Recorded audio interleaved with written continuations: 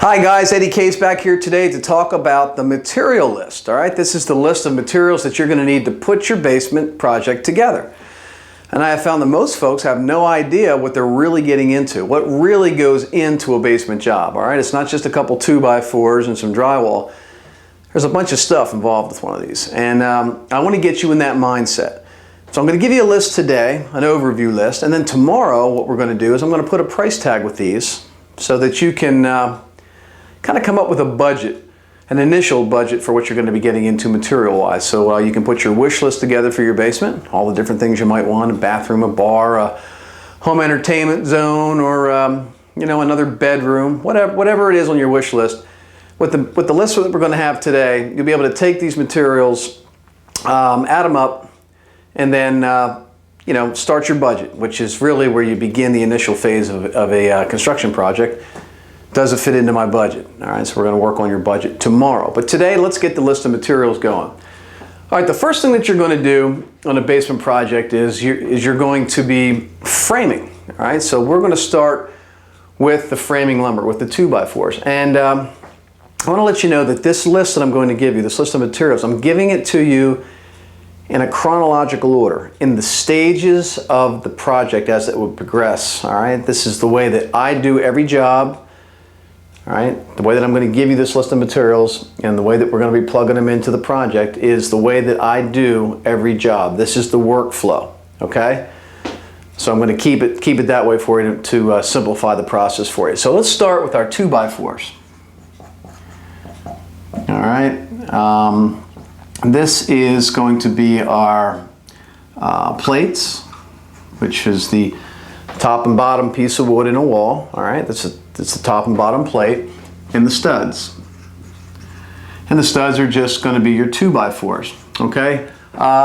If you've got a basement that's from the concrete floor to the floor joist overhead 8 foot or less, you're going to get 8 foot 2x4s, 8 foot studs. If it's more than 8 foot, up to 9 foot, you're going to get 9 foot studs. So it's really going to depend on the height of your basement from the concrete floor to the floor joist, what length studs you're going to be ordering. All right. But with the plates and the studs, you're going to be able to frame your walls, your ceiling, your soffits, and any built-in bookcases, whatever. It'll all be done with this initial 2x4 order. All right, so that's number one. Number two is going to be our fasteners. Now the fasteners is going to be simple things like nails, screws, and the thing that we call shot and pins. Probably wondering what shot and pins are. Well, I'll tell you.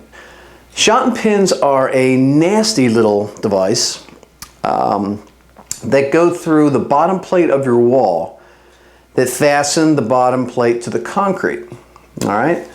The pin is a 2.5 inch hardened steel nail with little fins on it. It slides into the barrel of a power actuated gun. The shot is actually the load that goes in the gun that will fire the nail out of the end of the gun. Okay, it's a ram set gun. It's a power actuated tool. You can buy them at Home Depot. All right, Home Depot sells this device. I think it's like 49 bucks for one of the low end ones, but you're going to want to get one because you don't want to go around and have to nail all of your walls to the floor using cut nails or hardened steel hand driving nails on a hammer. It's no fun, and it's also dangerous to do. So the power actuated gun, some hearing protection, some safety glasses, and run around and shoot your walls down. It's so much easier. You're gonna love the tool. All right, so there's our fasteners, our nails, our screws. The nails are gonna be for my framing nail gun. I don't do any hand nailing. I don't suggest you do either. You can buy an inexpensive framing gun and air compressor at Home Depot, which is where I buy all my tools, the Home Depot. And if you don't want to buy the equipment, rent it. Rent it for a week or so. It's much cheaper, but I don't recommend that you try to hand nail your basement. It's not the way I teach you how to do things.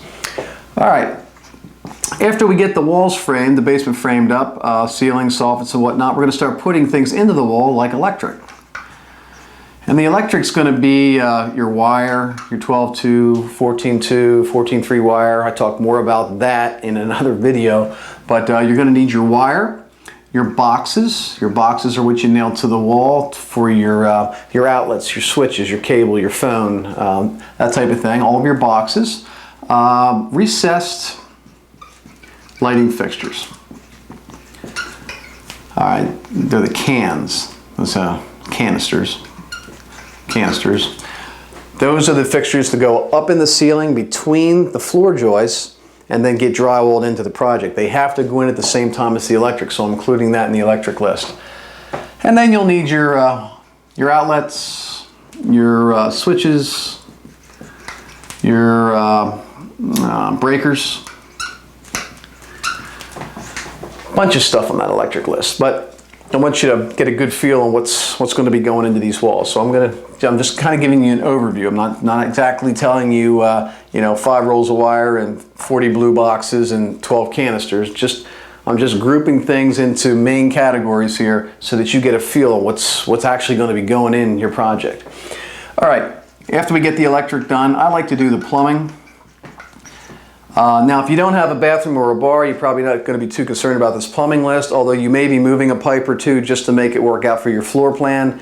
So there might be a tiny bit of plumbing. But if you're doing a bathroom or a bar, you're going to want your water lines on this list here. And actually, we use PEX, P, there we go, PEX. All right, that's the water system we use, and I show you how to use that in another video, future video. We've got our waste lines. All right, that's going to be the PVC lines that take the bad water away. Good water lines, the bad water lines. All right. We also have in the plumbing our let's see. The water lines, waste lines. Really, the only other thing is the fittings. And the fittings are all the little pieces that you're going to use to put the plumbing puzzle together, to connect the waste lines from point A to point B, to connect your water lines from point A to point B. All right, all the fittings. All right, when we get the plumbing done, I like to jump into the HVAC, which is just a way of saying your heating and cooling. All right, and for the heating and cooling, you're going to use things like flex duct. Flex duct's either going to be, it can be anywhere from 4 inch to 8 inch, depending upon what you're feeding. If you're feeding a bathroom, it's probably going to be 4 inch. If you're feeding a big room, probably 8 inch, 7 or 8 inch. There's different sizes. Flex duct is a flexible piece of duct work that's insulated that goes from your furnace or your air handler to your new ceiling feeds and your wall returns, okay? You can buy it at Home Depot. It comes out of a box about yay big, but there's 25 feet of this stuff in there. It's got a spring in the middle of it, and when you take it out of the box, it like grows like 25 feet. So you're gonna wanna get that. That's what you're gonna be running your central air conditioning and heating in. And I'm telling you now, guys, I tell my clients this, in case you don't know, you need moving air in the basement. You have to tap into your existing HVAC system so that you get fresh air coming in and return air pulling that bad air back out and constantly filtering it, all right? I don't even recommend that you finish your basement unless you do this. And if you don't have a system, you might want to consider putting a zone in the basement so that you have it. All right, and that's something I talk about more in another video. So your HVAC, you're also going to have electric heat, which is a backup. All right, backup electric heat, 220 volt electric heat. I like to put those in because if something happens to the primary system, you always have a backup system, okay? So your HVAC, and along there, you're also going to need your grates, your wall grates with the damper controls for your feed air in the ceilings and then return air in the walls, all right, so that you can regulate the system. So you need your grates. All right. Now we've got it framed, we've got our electric, we've got our plumbing, we've got our HVAC in the wall. Once we get all that packed in the wall, now we can go ahead and we can insulate our wall cavities, insulate our basement. So insulation. All right, and I use 3.5 inch fiberglass insulation. It's got an R13 value and it's 16 inches on center. 16 inches on center means it fits in the wall cavities that I framed in my walls, which are every 16 inches, okay? I don't frame anything 24 inches on center. It's always going to be 16 inch. Now, the R13, that's what my inspectors expect here in Harrisburg, Pennsylvania. That's the R value that they expect. If you live in Canada, up north, if you live in the deep south, you're going to have different R values that are required by your code officer. All right. If you pull permits, they're going to come out. They're going to inspect your installation. They're going to make sure that you have the proper R value in your basement. If you're pulling permits, even if you're not, you should still have it. So, if you want to find out what's required, just call your township building, your municipality, your city, whoever's going to be issuing permits, and ask them, you know, hey, I'm doing my basement. What R value is expected of me when I insulate my walls? All right, and then you'll know. All right. So once we have the insulation in, the next thing that we're going to be doing is going to be our drywall. All right. But we're going to stop here for a second, and we're going to say that this is order number 1. All right. This is the delivery here. All right, I try to do my basement in stages of delivery so that I'm not running back and forth to the supplier to buy stuff 10 times a job. All right, I like to get it all on 1, 2, 3 trucks, and it simplifies the process for me then. All right, I don't like running back to the store 50 times. So this list, although not super detailed here today, I can give you a much more detailed version of this, and I do in one of my courses about basement remodeling. But for this purpose now, I'm just going to say these are the items, the main items that come on the first truck. Not how much of each, but this is what is going to be coming on the truck. These phases will be included in that delivery. All right. The next phase is kind of a phase all to itself. All right. Nothing else is going on during the next phase, and that's the drywall. All right. This is a job that is completely alone from everything else. It's a messy job, it's a dirty job, and I don't, you know, I've got everything in my walls up to this point here. The drywall comes in, we stock it, we do the complete job, it's ready for paint before anything else starts. All right, and for the drywall, we need the board, the actual drywall itself. We use 1/2 inch. You may need 5/8, you may need a different thickness of drywall where you live. Your code officer may require it. So again, call your code officer, ask the question, you know, is there a specific thickness of drywall that I need to be using to pass my inspections? All right, you may need 5-inch fire retardant drywall in the ceiling. You may need a double layer drywall on the walls. It really just depends on your place in the world. All right, there's different codes for different places. That's all I'm saying. I don't want you to buy the wrong stuff. I use 1/2 inch variety. Okay, we need mud for the drywall. That's just a slang word in the business. It means joint compound. The joint compound is the paste that comes out of those 5-gallon buckets. You've seen them at the store. The 5-gallon buckets of mud or joint compound are used to cover the seams between the board to make it look like a seamless wall without seams. And what we use with the mud is the drywall tape. The tape goes into the mud, and that makes a seal between the 2 pieces of board. All right, a permanent bond, and then we finish it off with a few more coats of the mud so that it looks like one continuous wall. All right, so we got tape, and the last thing we need is the bead, and that's our corner bead. That's the 90-degree metal outside corners that we use on walls, ceilings, and soffits to give us that nice, crisp 90-degree bend.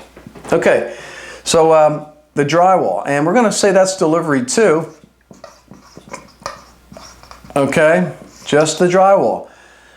We'll figure out how many board we need, how many buckets of mud we need, how many rolls of tape, how many corner bead we're going to use, and we'll call Home Depot or whoever you want to order your materials through, and we'll place that one order all by itself. It'll come out, we'll finish the job before we move on to the next.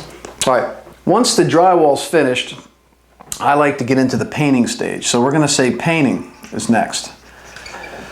Now, I'm only painting the walls and the ceilings at this juncture, okay? I don't like to install doors and trim before I get the painting done because I don't want to be cutting the paint around the trim. That's not the way that I prefer to paint. Now, there are some professional painters out there that do it for a living that'll say, look, finish the drywall paint ready, hang the doors and the trim, and then call me and I'll paint it all put together. But that's a little difficult for most homeowners because it's very hard to cut in all those doors and all that base trim, and if you're doing crown and chair rail, and paint the walls and the ceilings, okay? So paint your walls, paint your ceilings, and then get into the trim stage. So with the paint, we've got our paints, obviously, for our trim, our door paint, our semi-gloss, and our flat paint for our ceilings and whatever we're putting on our walls. We have all of our paints and primers. And then we're going to have, you know, painting tape and plastic to cover things up and all that good stuff, brushes and rollers and all that stuff to complete our painting project. So we have a list of painting stuff that we have to put together if we're doing our own painting. All right, once the painting's done, the walls and the ceilings, now we're going to order our trim. Now, the trim stage, you've got a lot of stuff going into your trim project. All right, there's a lot of different types of trim that make up a basement project. All right, and real quick here, we've got base trim. That's the trim that goes around the base of the basement on the bottom of the wall. You know, it can be 3-inch, 5-inch, whatever you want to see. It's really up to you. I normally try to match what's in the rest of the home for most of my clients, so it just looks like an extension of the house. So you have base trim, you have window and door casing, you have crown, if you want to do crown molding. You've got chair rail. The doors themselves. I consider the doors trim because they have to come at the same time. You got to put the doors in before you put the base trim on. All right, the doors normally go in first when you're trimming, then you'll follow back through with all of your base casing, window and door casing, crown molding, and whatnot afterwards. So we're going to get the doors on that truck. 3/4 round. I use that around the base of tile floor, vinyl floor, or wood floor to hide the crack between the floor and the base trim. There's OG, which is decorative molding for the front of like shelves and built-in shelf units and so forth and so on. So these are the main types of trim that I'm ordering for almost every basement job that I do for my clients. All right, 10. Once the trim's 100% done, I'll put in, now I should mention too that when I ordered the trim, I painted the doors and all the trim on sawhorses away from the walls first. Then I install the painted trim and doors. So again, all I have to do after I trim is go back and fill my nail holes, caulk my trim to the wall, and touch up where I nailed, all right? And just touch up the paint. Makes it so much easier than trying to go back and cut in all of your fresh trim that doesn't have any paint on it. To go back and put 2 coats on it once it's been installed is a real bear. So I paint it first and then I trim it. All right, now once the trim's done, I'm going to move on to my hardware. All right, now hardware is like the gingerbread to finish off a job, because now we've painted it, we've trimmed it, we're going to start dressing it up with the final touches. And that's things like doorknobs, door stops, you know, stuff for the doors, closet shelving. All right, all the stuff that finishes out your job. And you'll also have things like adjustable rods and clips. If you're doing built-in bookcases or built-in niches in the walls and whatnot, you'll have adjustable clips and rods to put the hardware together for the shelves for that. Little things like that. We'll go back in, we'll put, you know, like battery-operated smoke detectors in at this stage here that go to the finished painted surface. All that stuff there. Handrail going up the stairs, okay? We'll put that on at this juncture here. We'll put the handrail brackets on, we'll put the handrail on and all that. I'll also be ordering the handrail up here in the trim order, the handrail. All right, and that's the stuff for the handrail and the banister. All right, I have a banister rail at the bottom of my steps with the spindles, real nice. I'm getting all that on my trim order as well. So now we've got all of our hardware done. All right, we're getting close here. I know this is a pretty good sized list, but it's stuff that goes quick if you know what you're doing. I'm assuming you're watching these videos because you want to learn more about how to do it. I'm going to show you how to do all of this in my video series, in future videos. All right, next we've got our lighting. Our lighting. Now, we showed you up here that we put the recessed cans in the ceiling back before drywall. So we ordered the recessed canisters when we ordered our electric because it had to be in before drywall. Now down here we're going to be buying the trim rings for our recessed lights, okay? And we don't skimp on the recessed lights. Lots and lots of lights. We're in a basement, guys. It's one place where you want to really load it up with lots and lots of lights. Again, I mean, I put anywhere between, you know, 16, 30, 40 lights, recessed lights in the basement on different switch circuits, of course, not all at once. But yeah, lots and lots of lights. So we're going to be getting our trim rings for our lights and our bulbs. We'll be getting our surface fixtures, and those are like light fixtures that go right to the drywall ceiling that you turn on and off that aren't recessed. We also can talk about ceiling fans. I suggest everybody does at least 1 or 2 of those down there. Help keep that air moving and to help complement the HVAC system so it doesn't have to work so hard. So our ceiling fans will get mounted at this stage here, and they can have a light kit on them, all right, for some more light. And then we've got things like under cab lighting for if we're putting a bar in, we'll put some under cabinet lights underneath the cabinets for some mood lighting. We got sconce lights. You know, whatever your lighting plan is, you're going to be picking all that stuff up and installing all that as well. All right, number 12. Number 12 is something I do last on every job. All right, this is the last thing. Actually, it's second to last, but this is the last materials that are going on the job, and this is flooring. All right, carpet. And this is why I do flooring last and why I'm listing it last. The carpet should be like rolling out the red carpet. I mean, there should be nothing left on the project that needs to be done once the carpet goes in. So the hardware phase of the job and the painting phase of the job and whatnot, touch-ups, punch lists, get it all done before you bring the carpet in, all right? Because, I mean, I've learned trial and error here, guys. I have crews of men that are finishing these jobs. They got their work boots on, they got their shoes on, they're in and out of the basement, and they're carrying in dust and dirt as they're working. And they're still cutting small things down there, doing punch lists and whatnot. I don't want any of that dirt in my new rugs. You don't want any of that dirt in your new rugs. So plan your carpeting. Call your carpet installer when the job is 100% done. I mean, when it's move-in ready, all but the flooring, then call your flooring guy. I don't do carpet and padding. All right, we do tile, we do composites, we do vinyl, but we don't do carpeting. I think carpet should be left to a professional carpet installer. All right, they know how to stretch the carpet, they got the tools for it, and they're installing it over concrete, and there's a right way and a wrong way to do that. So I suggest you sub that portion of the job out. So the carpet would need to be ordered. Tile goes in at this stage of the game. Tile's probably, next to carpet, the second most popular flooring material for a basement. You got the tile, and the tile generally goes in, now if you got a bathroom or a bar, it's obviously going to be put in before you set your cabinetry and your bar, before in the bathroom you set your toilet and your vanity and whatnot. So, and if you have tile in like maybe half the basement or the whole basement, I don't know, a lot of folks do the entire basement.